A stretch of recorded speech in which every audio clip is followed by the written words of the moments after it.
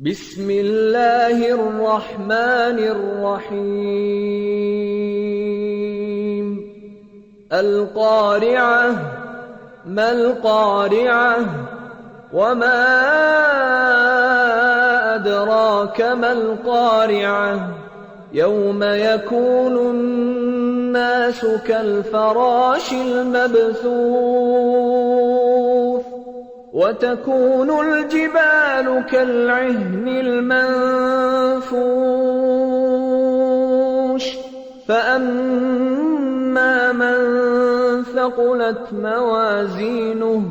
فهو في عيشة راضية وأما من خفت موازينه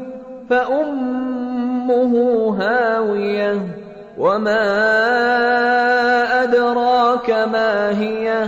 نار حامية